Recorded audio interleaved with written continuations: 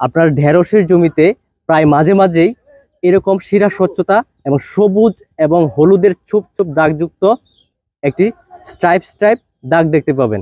এর অর্থ হচ্ছে এটি মোজাইক ভাইরাসে আক্রান্ত।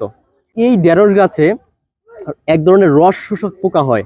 এই পোকাগুলো কিন্তু এই মোজাইক ভাইরাসের বাহক পোকা।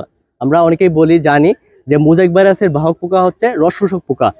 এখানে রস শোষক পোকা পাতার নিচে থেকে রস শোষণ করে যদি নতুন আরেকটি সবুজ ঢেঁড়স গাছে চলে যায় রস শোষণ করতে, সেক্ষেত্রে কিন্তু ওই সবুজ নতুন গাছটি কিন্তু আক্রান্ত হয়ে যাবে এবং ধীরে ধীরে এরকম ধরনের সবুজ হলুদের ছোপযুক্ত পাতা সহ ঢেঁড়স দেখবেন যে গাছটি এরকম হয়ে যাচ্ছে এবং এখানে কিন্তু কোনো ধরনের ফলন হবে না এবং ধীরে ধীরে গাছটিতে কিন্তু শিরা স্বচ্ছতা দেখা দিবে এবং গাছের পাতা সহ যে ফলগুলো থাকবে সেটি কুঁকড়ে যাবে। তো এরকম গাছ দেখা মাত্রই তুলে ফেলা জমি থেকে, এবং বেশি অতিরিক্ত আক্রান্ত গাছ হলে যদি ফলন থাকে গাছে, সেক্ষেত্রে ইমিডাক্লোরোপিড গ্রুপের কীটনাশক সপ্তাহে অন্তত একবার করে সমস্ত জমিতে স্প্রে করে রাখা।